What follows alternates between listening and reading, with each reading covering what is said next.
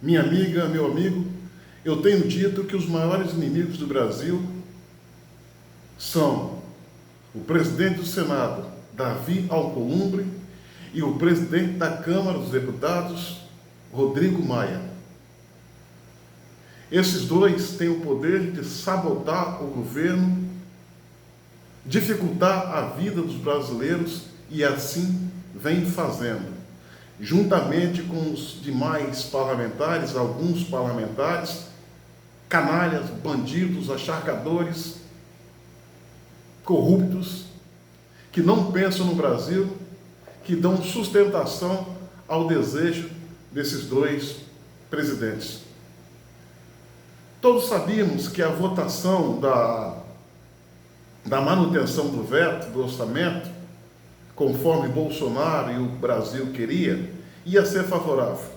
Mas não pelo um ato de disciplina dos parlamentares no Congresso. Não, foi pela pressão das ruas. E nós vencemos. O veto permanece, nós vencemos, e a nossa vitória significa para os parlamentares bandidos, os bandidos, não os bons, tem um significado de uma derrota amarga, na qual desce na garganta deles como se fosse um rolo de arame.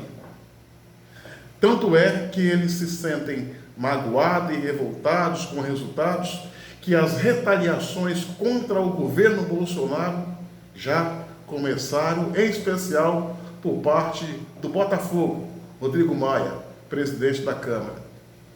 Ele acabou de expulsar dos processos da mesa diretora aquela cúpula que discute as coisas de interesse do Brasil na Câmara. Ele expulsou de maneira arbitrária, covarde, antidemocrática, antipatriótica e antirrepublicana 12 deputados ligados a Jair Bolsonaro, como forma de enfraquecer o presidente e o governo e levar o país para o buraco. Alguns imbecis da esquerda e alguns débeis mentais da extrema imprensa dizem que a manifestação do dia 15 é antidemocrática. Não, nunca foi. Toda manifestação pacífica, ordeira, com uma causa legítima, é coisa da democracia. Mesmo porque os movimentos de esquerda sempre teve essa característica: ser passivo, ser ordeiro, ser legítimo, não quebrar patrimônio público, não fechar ruas, sequer quebrar uma flor no jardim. E as manifestações da militância de direita é sempre feita aos domingos, em várias praças públicas do Brasil, de forma a não atrapalhar a vida dos brasileiros. E isso é feito durante o final de semana, mesmo porque os apoiadores de Bolsonaro são pessoas que amam o Brasil e que, acima de tudo, trabalham e que não tem como fazer manifestações nos finais de semana, como os esquerdopatas que fazem aí manifestações para chamar a atenção, fecha a rua, queima pneu, depedra patrimônio público, coisa dessa natureza. Antidemocracia, ato antidemocrático, é a destruição do patrimônio público, coisa que não ocorre com os manifestantes de direita.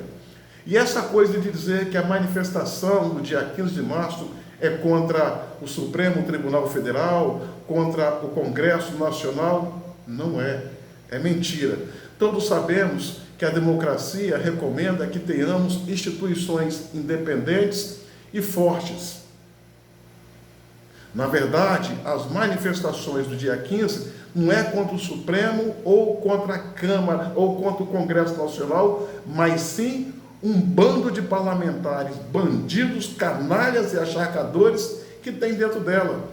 Como dentro do Supremo Tribunal Federal há um bando de ministros militantes de esquerda fazendo militância de toga, defendendo esse ou aquele partido por gratidão por ter indicado o seu nome para ministro, sem levar em conta o seu verdadeiro papel, que é de guardião da Constituição.